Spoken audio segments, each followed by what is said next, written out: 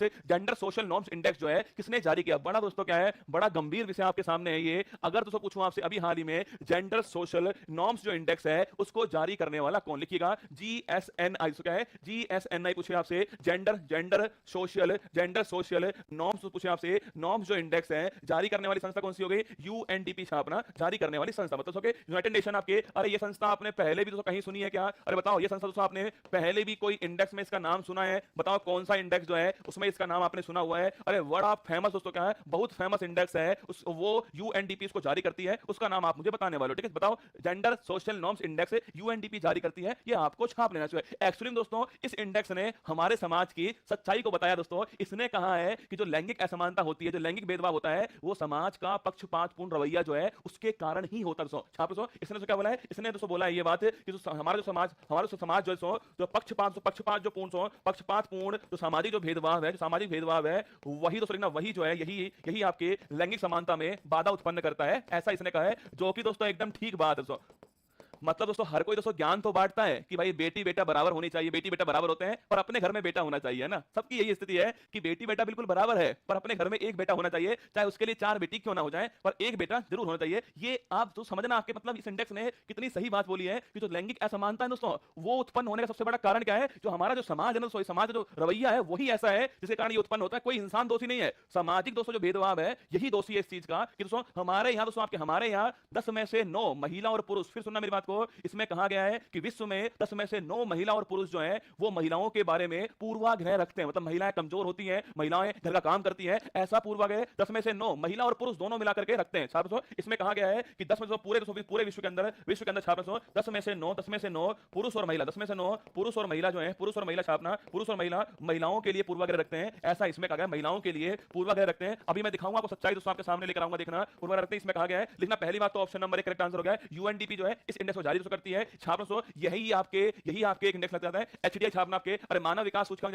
जारी संस्था कौन सी है? वो भी यूएनडीपी है, हम पढ़ा चुके हैं आपको। यूएनडीपी मानव विकास सूचकांक जारी करने वाली संस्था दोस्तों। पहले इसको एचडीआई जो है ना इसको पहले बाद में लिखेंगे, पहले हम सवाल जो है इसके बारे में पढ़ते हैं। ठीक है एक्चुअली में दोस्तों इसमें 4 जो आयाम है उन पर बात की गई है। एक दोस्तों राजनीतिक आयाम आपके, मतलब राजनीति जो है उसमें महिलाओं की क्या स्थिति, इसके अलावा एक आर्थिक आयाम हो गया है, एक शैक्षणिक जो आयाम शैक्षणिक आयाम हो गया है। ये सब इसके दोस्तों आयाम है। ठीक है राजनीतिक आयाम है, आर्थिक आयाम, शैक्षणिक आयाम और एक भौतिक आयाम जो है, इन 4 आयामों पर ये रिपोर्ट जारी हुई है। अब देखना मेरे साथ दोस्तों, एक्चुअली दोस्तों ये रिपोर्ट जो है आपके सामने मैं लेकर आ रहा हूं, देखिएगा यहां दोस्तों लिखा हुआ है राजनीतिक भागीदारी और प्रतिनिधित्व पूछे आपसे। औसतन वर्ष 1995 के बाद से दुनिया भर में राज्य या सरकार के प्रमुखों की हिस्सेदारी लगभग 10% रही है और दुनिया भर में संसद की 1/4 से अधिक सीट जो है उस पर महिलाओं का कब्जा रहा है। एक्चुअली दोस्तों जो महिला है दोस्तों वो लगभग छापना महिला जो है वो पॉपुलेशन की 49% जो है वो महिला है। लेकिन दोस्तों संसद में देखना, संसद दोस्तों आपके इसमें सीट कितनी है? 25% जो है वो महिलाओं की सीट जो है वो है। सोचिए 49% पॉपुलेशन महिलाओं की है और उसके लिए केवल और केवल कितनी है? 25% जो सीट है केवल आपके संसद में महिलाओं की है। ये एक आपके आंकड़ा आपके सामने। ठीक है सेकंड दोस्तों देखना, यूक्रेन में 0% है, यमन में 4% है और अफगानिस्तान में हाल ही में संघर्षों लेकर बातचीत में महिलाओं का जो प्रतिनिधित्व केवल 0% कहां पर? यूक्रेन में 0% रहा है। ठीक है तो पहला आंकड़ा आपके सामने। ये देखिए चौंकाने वाला आंकड़ा आपके सामने।